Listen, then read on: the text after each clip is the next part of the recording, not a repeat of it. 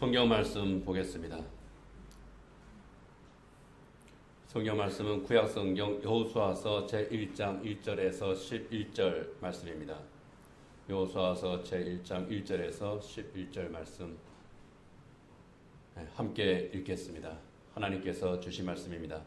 여호와의 종 모세가 죽은 후에 여호와께서 모세의 수종자 눈의 아들 여호수아에게 말씀하여 이르시되 내 종 모세가 죽었으니 이제 너는 이 모든 백성과 더불어 일어나 이 요단을 건너 내가 그들 곧 이스라엘 자손에게 주는 그 땅으로 가라. 내가 모세에게 말한 바와 같이 너희 발바닥으로 닿는 곳은 모두 내가 너희에게 주었노니 곧 광야와 이 레바논에서부터 큰 강 곧 유브라데 강까지 해축 속의 온 땅과 또 해지는 쪽 대까지 너희의 영토가 되리라. 내 평생에 너를 능히 대적할 자가 없으리니 내가 모세와 함께 있었던 것 같이 너와 함께 있을 것임이니라. 내가 너를 떠나지 아니하며 버리지 아니하리니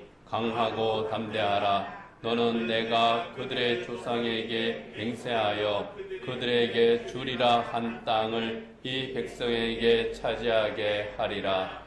오직 강하고 극히 담대하여 나의 종 모세가 내게 명령한 그 율법을 다 지켜 행하고 우로나 좌로나 치우치지 말라. 그리하면 어디로 가든지 형통하리니 이 율법책을 내 입에서 떠나지 말게 하며 주야로 그것을 묵상하여 그 안에 기록된 대로 다 지켜 행하라. 그리하면 내 길이 평탄하게 될 것이며 내가 형통하리라. 내가 내게 명령한 것이 아니냐.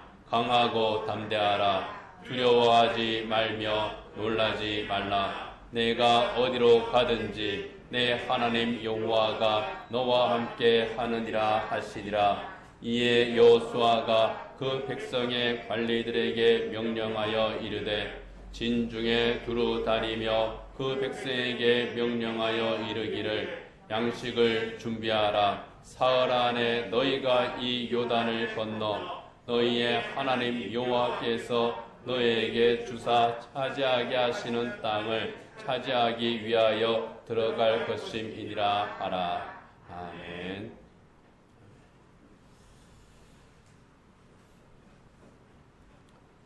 이스라엘 민족 하나님의 은혜로 이집트 노예에서 해방이 되었죠. 벌써 40년이 지났습니다. 40년 광야 대행진이 이제 마치고 가나안을 눈앞에 두게 되었습니다. 하나님께서는 40년 동안 그들을 인도하게 하셨던 위대한 지도자, 이 모세의 뒤를 이어서 여호수아를 새로운 지도자로 세우셨습니다. 광야의 지도자가 모세였다면 가나안의 지도자는 여호수아인 겁니다. 그리고 얼마 후에 하나님께서는 모세를 부르셨고 여호수아가 이스라엘 민족을 가나안으로 인도하는 사명을 이어받았습니다. 사실 모세는 인류 역사상 가장 위대한 지도자, 아주 탁월한 리더로 인정을 받는 사람입니다. 세계 각국의 역사학자들, 또 기자들, 정치인들, 또 유력한 그런 사람들을 대상으로 해서 우리 지금까지 인류 역사에서 가장 위대한 리더가 누구인가 한 사람을 추천해 달라. 그런 그 설문을 한 적이 있습니다. 제 기억에 아마 타임지에서 했을 거예요. 그랬을 때에 3등이 징기스칸이었습니다. 그리고 2등이 알렉산더였고 1등이 모세였습니다. 그만큼 모세는 탁월한 지도자였습니다. 자기 앞에 지도자나 리더가 굉장히 탁월하고 유능한 사람이면은 그 후임은 참 힘듭니다. 그만큼 그늘이 크기 때문이에요. 그리고 그 하던 일을 계속 이어받는 것이면은 그래도 괜찮습니다. 새로운 시작을 해야 돼요.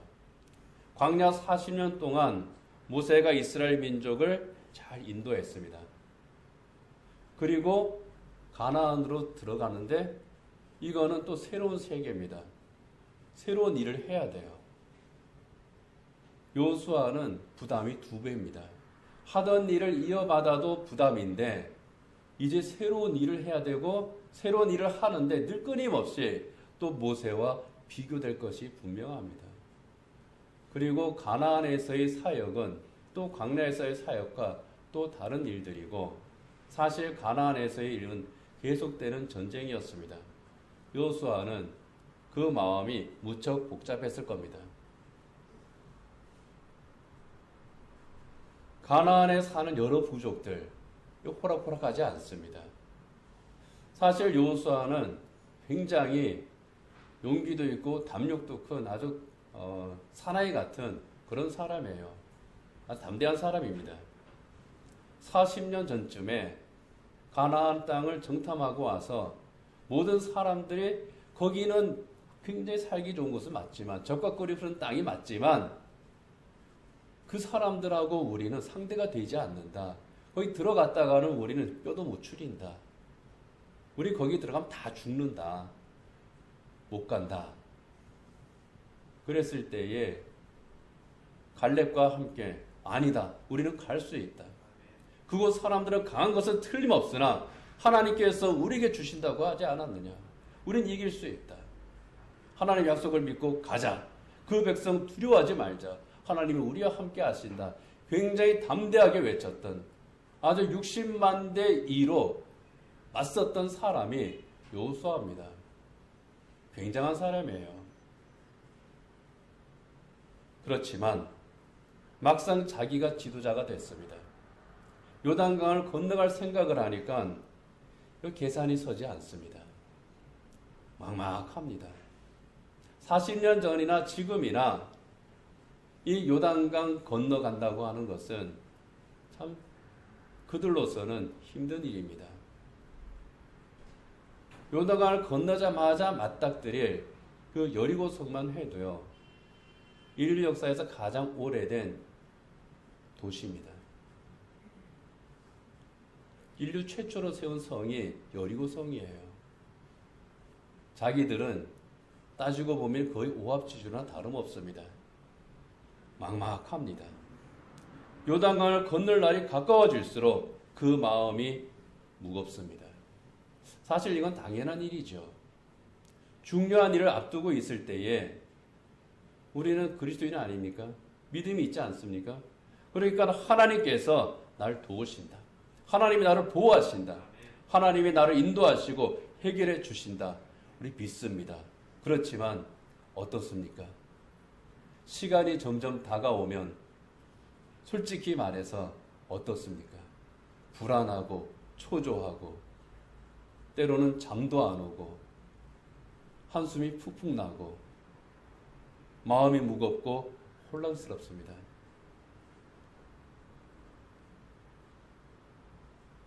아브라함도 그랬고요. 다윗도 그랬고요. 엘리야도 그랬고요. 심지어 여호수아한테 너는 강하고 담대하라 그렇게 말했던 모세조차도 그런 상황 앞에서는 늘 담대하고 평안하지 못했습니다. 때로는 괴로워했고요. 때로는 슬퍼했고요. 때로는 낙심하기도 했습니다. 정말 위대한 믿음의 사람이었던 사도 바울.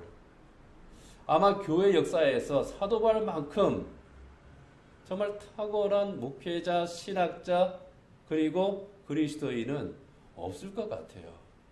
그런데 그 사도 바울조차도 내 마음 속에 있는 무거운 근심 때문에 내가 괴롭다, 고통이 그치지 않는다. 그렇게 고백했습니다.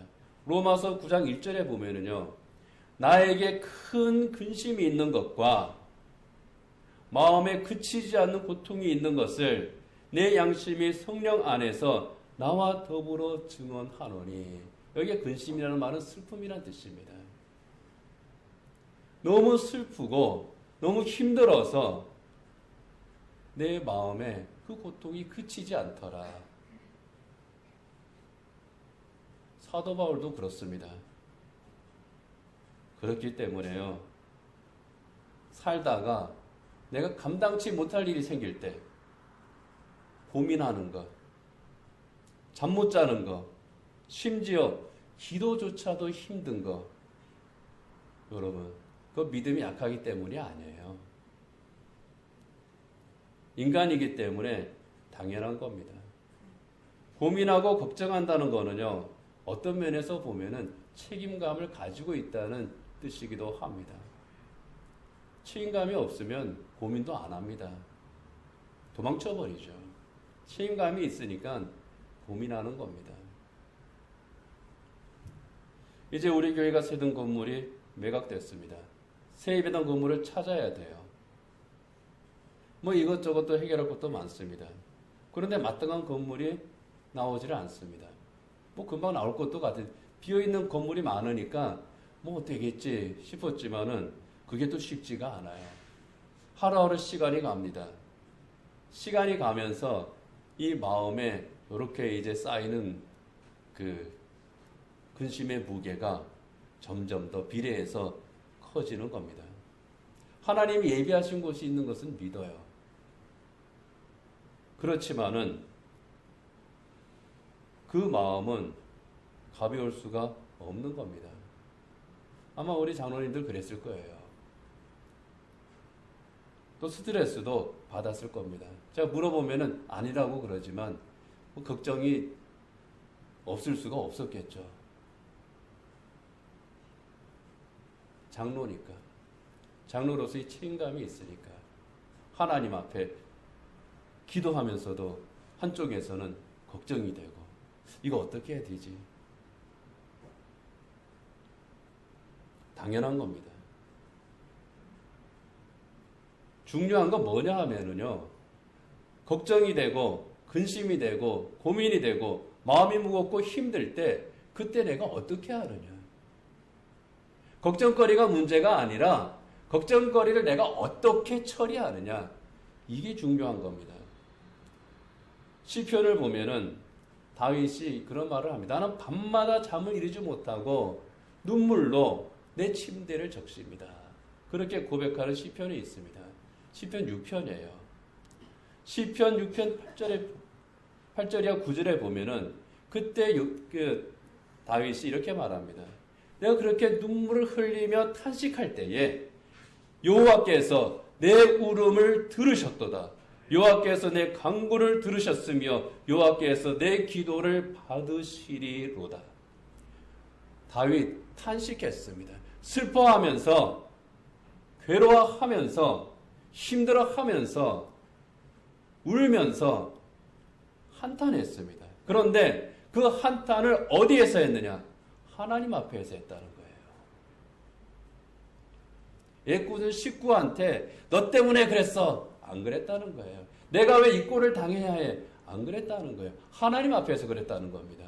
하나님, 내가 왜 이 꼴을 당해야 됩니까? 할 수 있어요. 하세요. 하나님 앞에서 하세요. 하나님이 요구하시는 건 딱 하나 그겁니다. 근심거리 있어? 걱정거리 있어? 힘들어? 괴로워? 고통스러워? 죽을 것 같아? 내 앞에 와. 나한테 말해. 자식이 힘들면 누구 찾아갑니까? 부모 찾아가잖아요.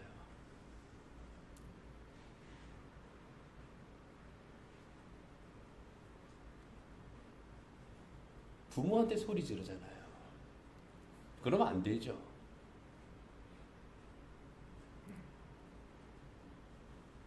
그래도 그러는 겁니다. 하나님께서는 야 너희들 좀 그렇게 좀 해. 그러시는 분이에요. 내 앞에 와. 나한테 와서 소리 지르고 나한테 와서 하고 싶은 말 하고 나한테 와서 한번 떠들어봐. 그게 바로 나와 함께 변론하자 하시는 그 말씀이에요. 내 앞에 와. 그렇게 했더니 하나님께서 내 간구를 들으셨습니다. 이게 다윗의 고백입니다. 내 눈물의 탄식을 사람을 향하는 것이 아니라 나를 향하는 것이 아니라 하나님께 드리는 기도로 바꾸는 겁니다.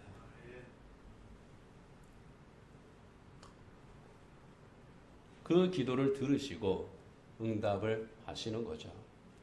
마음이 복잡할 때 어떻게 합니까? 하나님 앞에 엎드리는 겁니다.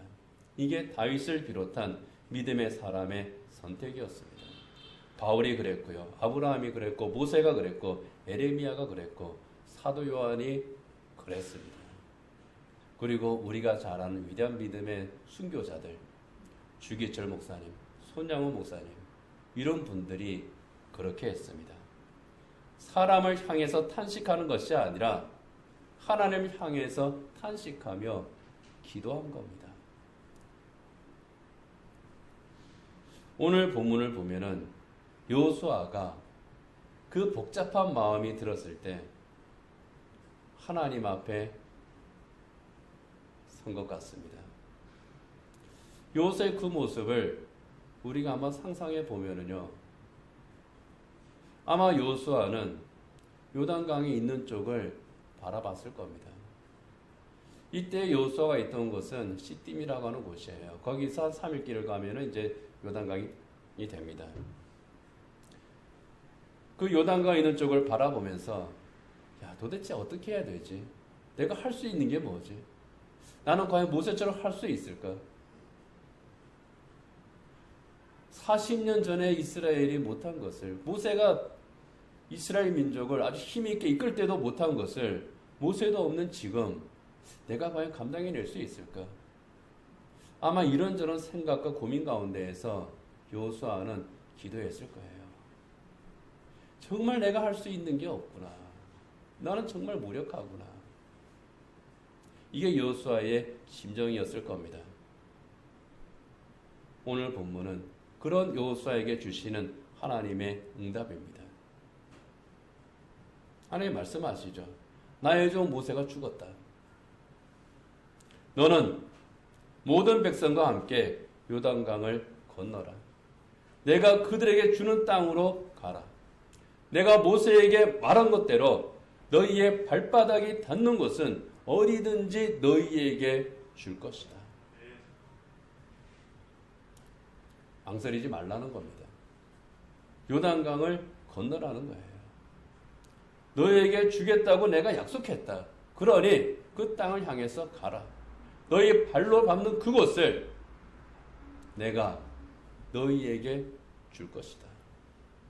너의 힘이 아니라 내 능력으로 내가 너희에게 주겠다.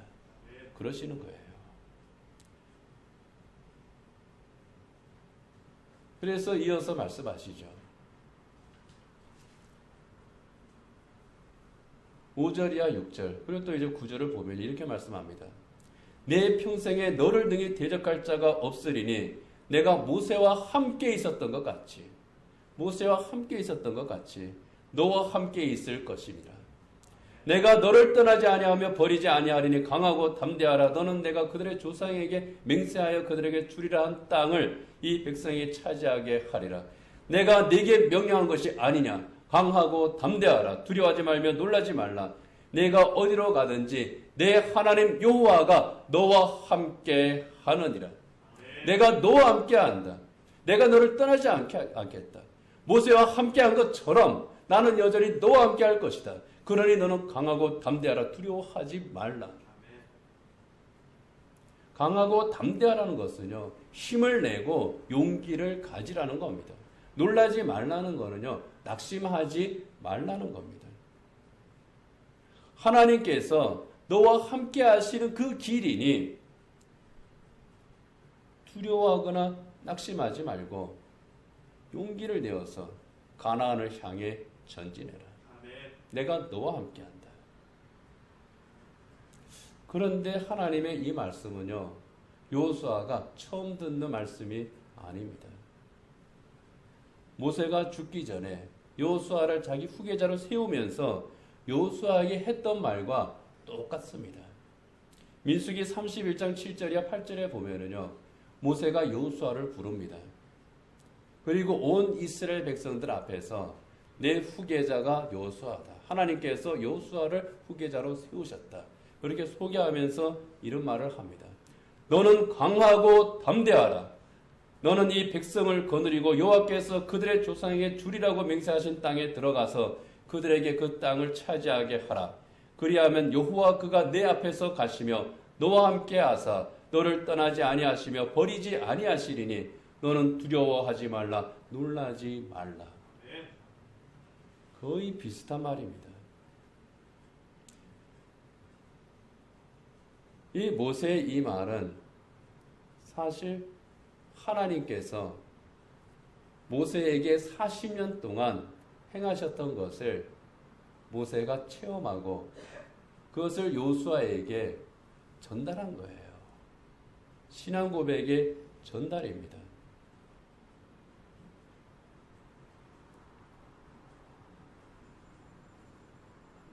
하나님께서 약속하신 그 땅, 40년 전에 눈앞에 두고 돌아서야 했던 그 땅으로 이제 곧 들어가게 된다.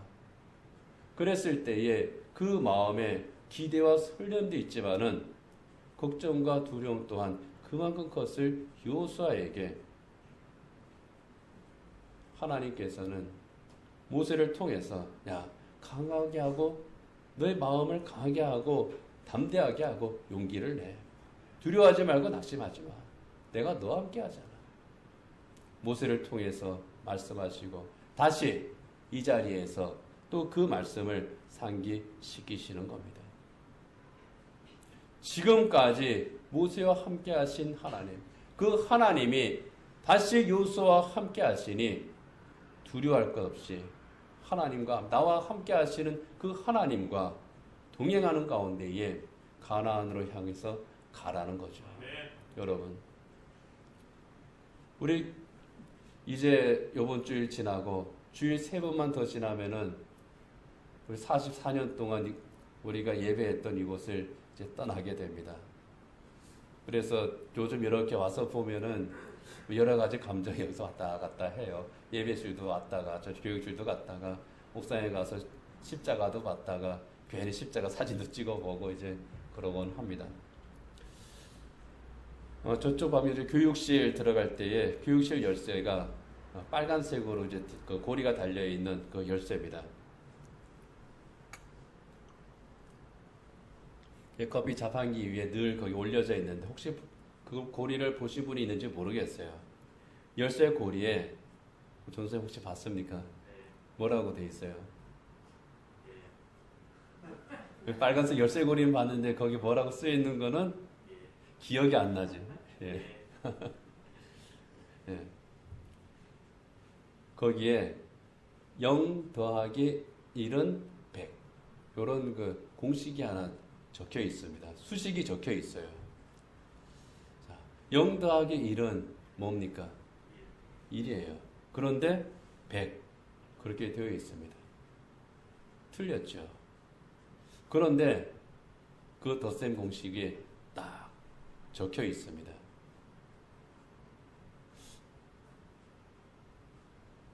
여기에서 0은 그냥 단순하게 숫자를 의미하는 것이 아니라 0은 나를 의미합니다.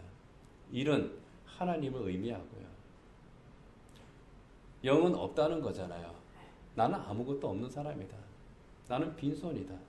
그러나 하나님이 함께 하시면 충분하다. 100%가 된다는 거예요. 나는 0이고 하나님은 1인데 함께 할 때 100이 된다. 그런 뜻입니다. 반대로 100 빼기 1은 0이다. 그런 공식도 있습니다.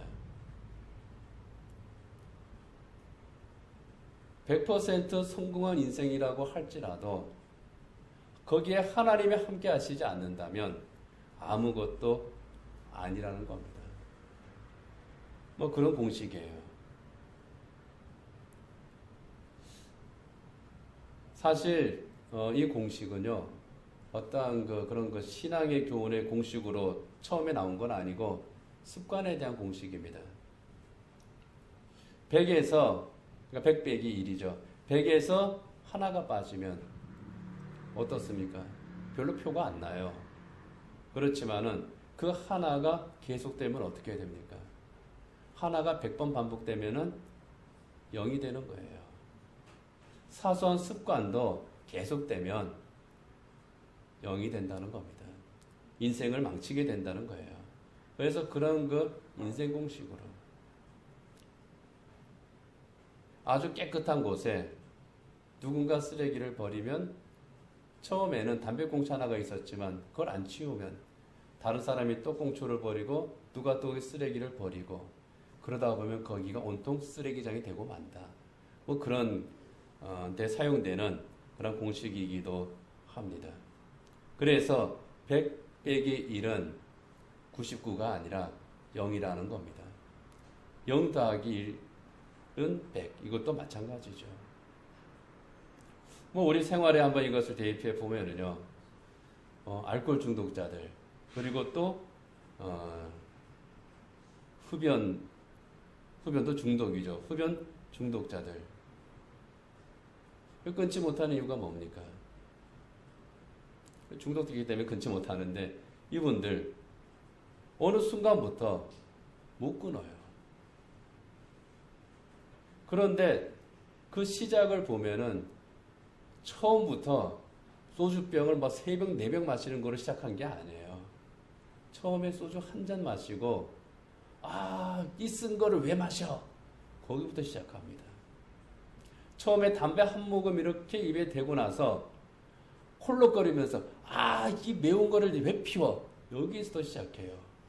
그런데 어느 순간부터 못 끊어요. 끊게 될 경우는 제가 생각해 보니까 크게 3가지입니다. 하나는 중병에 걸려서 의사가 끊으라 그럴 때 당신 술, 담배 안 끊으면 죽습니다. 그러면은 할 수 없이 끊습니다. 그래도 못 끊으면은 진짜 죽지요.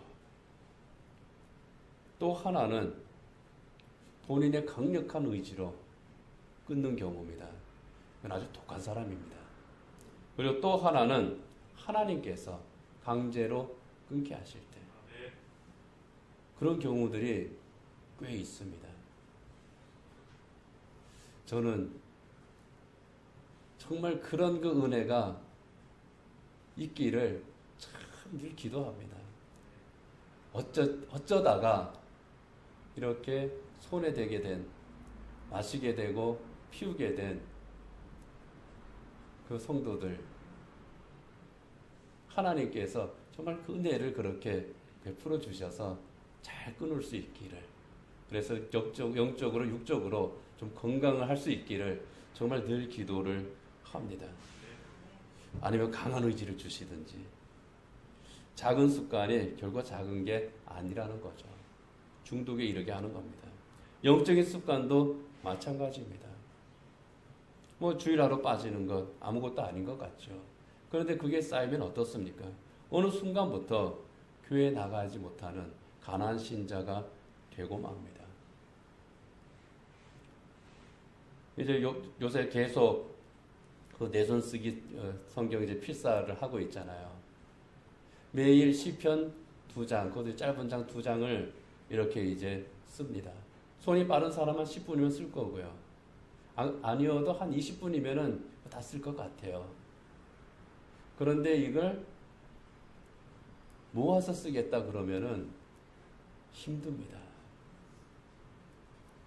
10장도 모으면 힘든데 이제 벌써 3주가 지났어요. 이거 다 모아가지고 난 써서 낼 거야. 힘듭니다. 조금씩 하면 안 힘들어요. 그런데 한꺼번에 하려고 그러면 힘듭니다.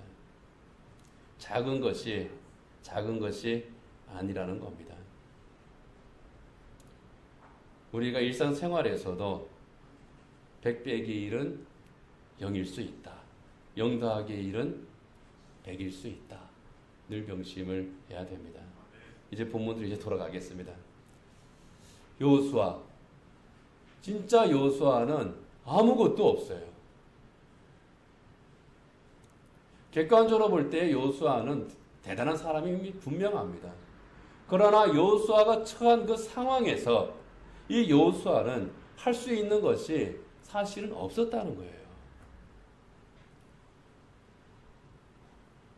모세와 같은 위대한 능력도 카리스마도 지도력도 요수아에게는 없습니다. 앞으로 이 요단강을 건너서 가나안으로 들어가면은 가나안에 들어가서 어떻게 이제 점령을 하고 어떻게 이제 이 나라를 만들겠다 그런 플랜을 세울 수도 없어요. 정말 앞이 막막합니다. 계획을 세울 수도 없을 정도로 막막한 상황이 요수아 앞에 있던 상황이라고 보면은 딱 맞습니다. 그러니까 걱정이 안 됩니까? 두려움이 생기죠. 그런 요수아입니다. 그에게 하나님이 말씀하시는 거예요. 너가 염려하는 거 내가 다 알아. 너 근심하는 거 다 알아. 힘들어하는 거 내가 다 알아. 그러니까 이렇게 해 하시는 겁니다. 염려 버려. 걱정 내려놔. 의심이 들어와 쫓아내. 두려워하지 마. 내가 너와 함께 하잖아. 내가 할 일은 나를 보는 거야. 너와 함께하는 내 손을 잡고 가는 것이 네가 할 일이야. 하나님께서 함께 하심을 믿고 하나님을 신뢰하고 하나님께 순종해 나갈 때 너는 0이지만 내가 너와 함께함으로 100이 된다고 하는 것이 하나님의 말씀인 겁니다. 0 더하기 1이 100이 되는 방법을 하나님께서 요수아에게 가르쳐 주시는 거예요. 그것이 7절 8절입니다. 오직 강하고 크게 담대하여 나의 종 모세가 내게 명령한 그 율법을 다 지켜 행하고 우로나 좌로나 치우치지 말라. 그리하면 어디로 가든지 형통하리니 이 율법책을 내 입에서 떠나지 말게 하며 주야로 그것을 묵상하여 그 안에 기록된 대로 다 지켜 행하라. 그리하면 내 길이 평탄하게 될 것이며 내가 형통하리라. 우로나 좌로나 치우치지 말라고 하는 것은 편견을 가지고 고집을 부리지 말라거나 중용을 지켜라고 하는 그런 의미로 하시는 말씀이 아닙니다. 그렇게 해석될 수도 있어요. 그렇지만 이 말씀은 하나님의 말씀을 기준으로 삼으라는 겁니다. 오른쪽도 아니고 왼쪽도 아니고 하나님의 길, 그거예요. 나는 오른쪽 길을 가고 싶고 나는 왼쪽 길이 더 좋아 보이는데 아니야. 이 길이야. 중간 길이 아니라 하나님의 길입니다. 하나님의 말씀을 기준으로 삼으라는 거예요. 하나님의 말씀이 내 생각과 판단과 행함의 표준이 되는 것. 그것이 내가 0이 되고 하나님이 1이 되시고 그 하나님을 전적으로 신뢰하고 그 말씀을 의지하며 순종할 때 하나님께서 100이라고 하는 결과를 주신다는 겁니다. 요수아 이스라엘 백성이 할 일은 바로 그것을 믿고 함께 하시는 하나님의 말씀을 떠나지 않는 겁니다. 날마다 하나님의 말씀에 귀를 기울이는 겁니다. 그 말씀을 읽고 듣고 묵상하고 그 마음에서 그 인도하심에 순종하는 겁니다. 하나님께서 내게 무엇을 말씀하시지 않으면 내게 무엇을 원하시는가. 그렇게 할 때 0 더하기 1이 100이 되게 하시는 일을 요수아와 이스라엘 백성이 체험을 하고 우리가 체험을 하는 겁니다. 그 말씀을 듣고 비로소 요수아가 용기를 냅니다. 약속하신 땅을 다시 한번 바라봅니다. 요단강을 건널 준비를 하면서 이스라엘 백성들을 불러 모읍니다. 자, 이제 우리가 준비하자. 이제 사흘 후에 우리가 요단강을 건널 것이다. 가자. 하나님께서 우리에게 저 땅을 주신다고 하셨다. 우리 함께 가자. 그렇게 준비를 하는 겁니다. 하나님께서는 이 요수아에게 하셨던 그 말씀 똑같이 이사야 선지자에게도 하셨습니다. 이사야서 41장 10절에 보면은요. 곧 멸망의 길을 걷게 될 이스라엘을 이사야 선지자가 정말 착잡한 심정으로 바라보고 있을 때 그 마음이 괴롭고 힘들 때에 하나님께서 주신 말씀이에요. 두려워하지 말라. 내가 너와 함께함이라. 놀라지 말라. 나는 내 하나님이 됨이라. 내가 너를 굳세게 하리라. 참으로 너를 도와주리라. 참으로 나의 의로운 오른손으로 너를 붙들리라. 요수아에게 했던 말씀보다 더 간절하게 하나님께서 말씀하시는 겁니다. 참으로 내가 너를 도와주리라. 참으로 나의 의로운 오른손으로 너를 붙들리라. 나는 너의 하나님이 됨이라. 나는 너와 함께한다. 그러니 너는 두려워하지 말라. 놀라지 말라. 힘들어하지 말라. 슬퍼하지 말라. 내가 너를 붙잡고 도와준다. 이사야에게 약속하시고 요수아에게 약속하시고 모세에게 약속하시고 야곱에게 약속하시고 아브라함에게 약속하시고 또 우리에게 약속하시는 겁니다. 여호수아가 염려하고 걱정하고 겁을 낸 것처럼 우리 마음에도 염려와 걱정이 들어옵니다.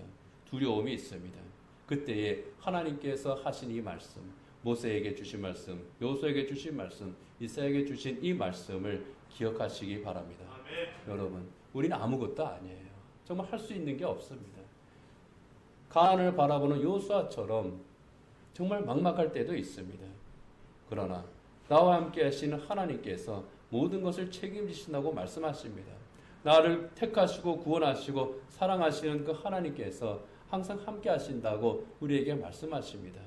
그 하나님을 신뢰하고 그 말씀에 우리가 귀를 기울이고 순종할 때 하나님께서는 너희가 그리하면 내가 형통케 하리라 약속을 해 주시는 겁니다. 우리가 하나님을 신뢰하고 나갈 때 하나님의 의로운 오른손으로 붙들어 주시고 그 길을 인도해 주시고 복을 주시는 겁니다. 나의 모든 염려, 걱정, 의심, 두려움이 밀려올 때 우리가 할 일, 그것을 내려놓는 거죠. 누구 앞에요? 하나님 앞에. 그리고 하나님 바라보는 겁니다. 아무것도 너는 염려하지 말고 모든 일에 오직 기도와 간구로 너희 구할 것을 하나님께 아뢰러 가신 말씀을 우리가 기억하면서 하나님께 아뢰는 겁니다. 다윗처럼 정말 탄식함으로 하나님 앞에 간구하는 겁니다. 하나님께서 하나님의 말씀대로 이루실 그 일을 기대하면서 하나님의 말씀에 순종하는 겁니다. 우리 교회도 44년 만에 움직입니다. 이스라엘 민족이 40년 만에 요단강을 건너서 이제 가나안으로 들어갈 날을 얼마 남겨두지 않은 것처럼 우리 교회도 새 예배당으로 들어갈 날이 이제 얼마 남지 않았습니다. 채 한 달도 남지 않았죠. 교회 이전과 관련해서 우리가 가진 게 없습니다. 그래서 많은 염려도 있고 걱정도 있었지만은 어떻습니까? 우리에게 하나님이 계시잖아요. 지금까지 함께 하셨고 앞으로도 함께 하실 하나님 아니십니까? 그 오른손으로 굳게 붙들어 주시는 우리 하나님 아니십니까? 여호수아에게 말씀하시고 이사야에게 말씀하시고 오늘 우리에게 말씀하시는 그 하나님이십니다. 여전히 우리는 많은 것이 부족하죠. 물질적으로나 환경적으로나 걱정되는 것이 참 많이 있습니다. 그러나 하나님께서 우리와 함께 하신다고 하는, 하나님께서 우리를 도우신다고 하는 그런 증거들을 정말 요즘 저는 계속해서 체험하고 있습니다. 우리의 부족한 것을 여러 가지 형태로 하나님께서 채워주시고 인도하시는 겁니다. 이 건물이 매각되면서 정말 여러 사람들이 이 건물을 사겠다고 나섰지만은 정말 우리는 생각하지도 않았던 그런 조건으로 또 이 건물이 매각될 수 있었던 것, 그것 우리가 할 수 있는 일이 아닙니다. 우리가 해달라고 한 것도 아니에요. 그런데 그렇게 해주겠다고 했습니다. 하나님께서는 그럼에도 불구하고 부족한 것들 정말 눈물 젖은 그 헌금으로 정말 채워주셨고요. 그리고 생각지 못한 곳을 통해서 또 채워주시는 것을 제가 요즘 체험하고 있습니다. 시간이 좀 가지만 좀 말씀드릴게요. 교회 내부 시설 공사가 끝나면은 이사해야 되잖아요. 내부 이제 시설 공사도 이제 만만치 않지만은 이사 비용도 만만치 않습니다. 그 2년 전에 이제 건물 뭐 팔린다 어쩐다 하면서 이삿짐 센터에다가 한번 견적 내본 적이 있거든요.